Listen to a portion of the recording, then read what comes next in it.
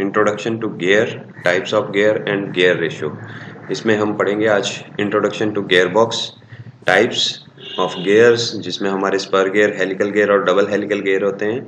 उसके बाद हम कंसेप्ट पढ़ेंगे गियर रेशियो का, उसके बाद रिवर्स गियर का मैकेनिज्म कि रिवर्स गियर कैसे काम करता है। सबसे पहले हम इंट्रोडक्शन पढ़ते हैं गियर की। तो गियर क्या चीज़ है? गियर एक रोटेटिंग मशीन का पार्ट है जिसके ऊपर टीथ कटे हुए होते हैं और ये किसी दूसरे गियर के साथ मैश करके, जैसे सेम गियर के साथ मैश करके टॉर्क ट्रांसमिट करने का काम करता है। ठीक है। और जो गियर डिवाइसेस होती हैं, जैसे जिनमें गियर लगे होते हैं, उनमें आप स्पीड और टॉर्क, साथ में डायरेक्शन ऑफ पावर, इसको आप अपनी मर्जी से चेंज कर सकते हो। ठीक है। Gears always produces change in torque. जब एक छोटा गियर और बड़ा गियर मैच होते हैं, जो हम गियर रेशियो के कंसेप्ट में पढ़ेंगे, तो ये इंक्रीज और डिक्रीज इन टॉर्क का काम करते हैं, टॉर्क को घटाते और बढ़ाते हैं, जो इन गियर बॉक्स तक इंजन से पहुंचती है। ठीक है। इसकी वजह से हमें मैकेनिकल एडवांटेज मिलती है। ठीक है। ओके। तो जो हमारे गियर्स होते हैं उनमें जैसे दो गियर मैश करके काम कर रहे हैं, तो ऐसे ही अगर बहुत सारे गियर एक सीक्वेंस में असेंबल कर दिए जाएं और वो एक दूसरे के साथ मेट करके एक दूसरे के साथ मैश करके चलें, तो उसको बोलेंगे आप गियर ट्रेन या फिर ट्रांसमिशन, जिसको हम गियर बॉक्स भी बोलते हैं। वैसे गियर बॉक्स क्या होता है? गियर बॉक्स एक ऐसी यूनिट है जो कि क्लच के बाद फिट की गई होती है, जिससे क्या मिलता है? ड्राइवर को एक एडवांटेज मिलता है कि वो ड्राइविंग टॉर्क को अपने हिसाब से इंक्रीज कर सकता है to cope up the road and load condition, की गाड़ी किस कंडीशन में चल रही है उसके हिसाब से गाड़ी को कितनी टॉर्क चाहिए, वो गियर बॉक्सेस, गियर को सिलेक्ट करके आप चेंज कर सकते हो। ये आपका इंट्रोडक्शन रहा गियर के साथ। अब हमारे टाइप्स ऑफ गियर आते हैं, तो इसमें सबसे पहला टाइप आता है स्पर गियर। स्पर गियर का क्या सिस्टम है? इसके जो टीथ्स कटे होते हैं, ये होते हैं straight parallel to the axis of rotation. इसके जो दांते कटे होते हैं वो बिल्कुल सीधे होते हैं और ये एंगेजमेंट के टाइम पे बहुत ज्यादा नॉइज करते हैं। जैसे आप गियर शिफ्ट करोगे या इनको आपने शिफ्ट करना है, गियर को एंगेज करना है, तो ये नॉइजी होते हैं। और साथ के साथ ये जो यूज किए जाते हैं, ये कहाँ यूज किए जाते हैं? लो स्पीड में, जहां पे आपको बहुत कम स्पीड पे इनको वर्किंग करवानी होती है। ओके। तो जैसे इसका एग्जांपल दें तो जैसे washing machine, blenders, cloth dryers, construction equipments जो होते हैं, और उसके बाद आपकी मिल्स वगैरह में ये बहुत यूज होते हैं। तो ये स्पर गियर की कैटेगरी है। इसके बाद हमारा सेकंड टाइप ऑफ गियर आता है हेलिकल गियर। हेलिकल गियर में क्या रहता है? इसमें आपके जो टीथ्स कटे होते हैं वो ओब्लिकली होते हैं, मतलब कि कुछ एंगल के ऊपर कटे हुए होते हैं। ठीक है। और इनका जो ऑपरेशन होता है वो स्पर गियर के मुकाबले काफी स्मूथ होता है, मतलब ये कम नॉइज प्रोड्यूस करते हैं और इनकी अच्छी लाइफ होती है, स्ट्रेंथ अच्छी होती है। ठीक है।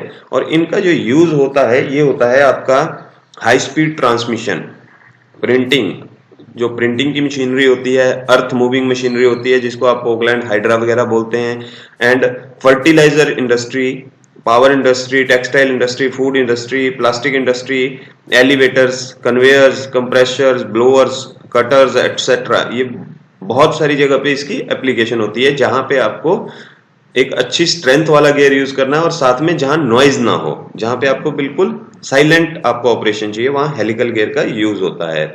और थर्ड वन हमारा आता है डबल हेलिकल गियर। इस गियर में क्या होता है कि डबल हेलिकल गियर के जो टीथ्स होते हैं वो रिवर्स्ड, इनका जो एंगल होता है वो एक दूसरे से अपोजिट होता है।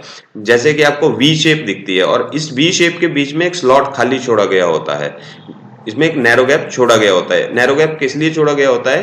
कि जब ये आपस में मैश करें तो इनके बीच में एयर ट्रैप ना हो। अगर ये असेंबली ऑयल में इमर्स्ड है तो इन टीथ्स के अंदर जो ऑयल है वो इस गैलरी या इस सेपरेटेड पार्ट या नैरो गैप के थ्रू बाहर निकल सके और इनकी मैशिंग आराम से हो सके और ये बिल्कुल स्मूथ ऑपरेट होते हैं। इनका यूज कहाँ होता है? जहां पे आपको हैवी लोड की एप्लीकेशन करनी होती है, फॉर एग्जांपल आपके टरबाइंस हुए या बड़े बड़े जनरेटर हुए, वहां पे इनका यूज होता है डबल हेलिकल गियर्स का। नाउ हमारा कंसेप्ट आता है गियर रेशियो। गियर रेशियो एक बहुत इंपॉर्टेंट कंसेप्ट है। जैसे कि हमें रोड एंड लोड की कंडीशन के हिसाब से हमें टॉर्क ज्यादा चाहिए या स्पीड ज्यादा चाहिए, तो इसमें समझने वाली बात यह है कि जब दो गियर आपस में मैच करते हैं तो उनके जो नंबर ऑफ टीथ्स होते हैं वो डिपेंड करते हैं। गियर रेशियो जो है वो टोटली नंबर ऑफ टीथ्स के ऊपर, मैशिंग गियर के टीथ्स के ऊपर डिपेंड करती है। जैसे कि अगर आपका ड्राइवर गियर छोटा है, फॉर एग्जांपल जैसे हमारी पिक्चर 1 है, इसमें आपका जो ड्राइवर गियर है उसमें 25 टीथ हैं और ड्रिवन गियर के ऊपर 75 टीथ हैं। तो होता क्या है कि ड्राइवर गियर को 3 चक्कर काटने पड़ेंगे तब जाके ड्रिवन गियर का 1 चक्कर कटेगा। ठीक है, तो होगा क्या कि इंजन के ऊपर लोड कम होगा, लेकिन जो वो टॉर्क ट्रांसमिट करेगा वो बहुत 3 गुना ज्यादा टॉर्क ट्रांसमिट हो पाएगी। जैसे कि आगे गियर रेशियो का फॉर्मूला दिया गया है कि number of teeths on driven gear divided by number of teeths on driving gear. तो 75/25 is equal to 3/1। That means 3:1 की इसकी गियर रेशियो है। अगर जैसे हम पहले गियर की बात करें तो पहले गियर पे हमें स्पीड कम मिलती है लेकिन हमें टॉर्क बहुत ज्यादा मिलती है। तो ये सेम एग्जांपल फर्स्ट गियर का है। अगर हम इसी को अपोजिट मान लें कि जो ड्रिवन था इसको ड्राइवर कर दो और ड्राइवर गियर को ड्रिवन कर दो, दैट मीन्स कि अगर हमारे 5वें गियर की बात करें, 5th गियर, तो होगा क्या, जो ड्राइवर गियर है वो आपका बहुत बड़ा है, वो आपका 75 टीथ का है और ड्रिवन गियर आपका 25 टीथ का है। तो ये जो गियर रेशियो है ये अपोजिट हो जाएगी कि ये 3:1 की जगह 1:3 हो जाएगी कि ड्राइवर गियर अगर 1 चक्कर काट रहा है तो ड्रिवन गियर 3 चक्कर काटेगा। दैट मीन्स कि इसमें टॉर्क खत्म हो गई लेकिन टॉर्क बहुत कम हो गई, स्पीड इसकी 3 गुना बढ़ गई। जब बाइक की स्पीड आप 5वें गियर में डालोगे तो पहले से 3 गुना तो हो ही जाती है। तो हमें 5th गियर में इसका अपोजिट मैकेनिज्म मिलेगा। जो फर्स्ट गियर है उसमें हमें सेम मैकेनिज्म मिलेगा कि फर्स्ट गियर में ड्राइवर गियर के टीथ 25 हैं और ड्रिवन गियर के 75 है, लेकिन 5th गियर में इसका उल्टा कर लो, ड्राइवर गियर के 75 टीथ हैं और ड्रिवन गियर के 25 टीथ हैं। ये हमारा गियर रेशियो का कंसेप्ट है और इसका हमें यूटिलाइजेशन कहाँ करना होता है। इसका यूटिलाइजेशन होता है to cope up the road and load condition. जैसे हमने चढ़ाई की तरफ को या इंक्लाइंड प्लेन की तरफ को गाड़ी ऊपर की तरफ को चढ़ानी है तो हमें फर्स्ट गियर में गाड़ी चलानी पड़ेगी क्योंकि हमें वहां टॉर्क चाहिए, स्पीड नहीं चाहिए। हमें गाड़ी को वहां से चढ़ाना है क्योंकि उसमें गाड़ी के ऊपर लोड भी है, अब उसका अपना वेट है, गाड़ी के ऊपर लोड है और उसके साथ उसको अलग टाइप के जैसे रोलिंग फ्रिक्शन को ओवरकम करना है, एयर रेजिस्टेंस को ओवरकम करना है, तो हमें फर्स्ट गियर में चढ़ानी पड़ेगी। जब हम एक प्लेन सरफेस पे चल रहे हैं जहां हमें स्पीड चाहिए तो हम 5th गियर का या 3rd, 4th, 5th गियर का यूज करते हैं एज पर कंडीशन कि गाड़ी कौन सी कंडीशन में कौन सा गियर मांग रही है तो हमें वो गियर डालना पड़ता है। ओके, तो ये कंसेप्ट है आपका गियर रेशियो का। अब आपको रिवर्स गियर का मैकेनिज्म बताएं तो जैसे कि आपका एक ड्राइवर और एक ड्रिवन गियर था, उसके बीच में हमने एक आइडल गियर को इंस्टॉल किया। इसमें क्या होता है कि जैसे हमारा ड्राइवर गियर था और एक ड्रिवन गियर था, तो हमारी ड्राइवर गियर अगर क्लॉकवाइज घूम रहा था तो ड्रिवन गियर एंटी क्लॉकवाइज घूमता था। दैट मीन्स हमारी गाड़ी फॉरवर्ड मूव कर रही है। लेकिन अगर हमने उसको रिवर्स मूव करना है तो हमें इसकी डायरेक्शन ऑफ रोटेशन को अपोजिट करना है। तो इसकी डायरेक्शन ऑफ रोटेशन को अपोजिट करने के लिए हमने बीच में एक आइडलर गियर इंस्टॉल कर दिया। इससे क्या होगा, ड्राइवर के जो डायरेक्शन ऑफ मोशन है वो आइडलर में जाके अपोजिट हो जाएगी, लेकिन आइडलर से जब वो ड्रिवन गियर में जाएगी तो वो फिर से हमारी ड्राइवर गियर के अकॉर्डिंगली ही मूव करेगा। तो उससे क्या होगा, गाड़ी हमारी रिवर्स में फ्लो करेगी। इसके साथ हमारे जो एमसीक्यू बेस पे या जनरल जो स्टैंडर्ड हमारी गियर की शिफ्टिंग में जो गियर रेशियो की कंपोजिशन होती है या स्पीड रेशियो है वो मैंने इस टेबल में बताई हुई है कि फर्स्ट गियर में हमारी जनरल जो रेशियो रहती है वो 3:3.5:1 रहती है कि हमारा फर्स्ट गियर में ड्राइवर गियर 3.5 चक्कर काटेगा तब ड्रिवन गियर का 1 चक्कर कटेगा।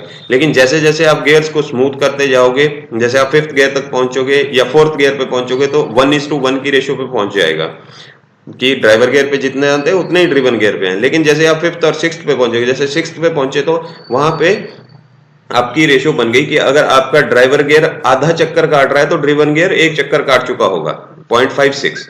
ओके, दैट मीन्स कि यहाँ पे अगर हमारे इंजन का जो इंजन से जो पावर आ रही है, जो ड्राइवर गियर है वो अगर वो ड्राइवर गियर 1 चक्कर काटेगा तो हमारा जो ड्रिवन गियर है वो 2 चक्कर काट चुका होगा क्योंकि यहाँ पे हाफ है। ओके, रिवर्स गियर में क्या होता है, रिवर्स गियर की हमारी जो गियर रेशियो रहती है वो अप्रोक्सीमेट इक्वल टू होती है फर्स्ट गियर के, क्योंकि फर्स्ट गियर और रिवर्स गियर की पावर जिसको हम बोलते हैं बराबर होती है। तो रिवर्स गियर की जो गियर रेशियो रहेगी वो 3.3:1 रहेगी।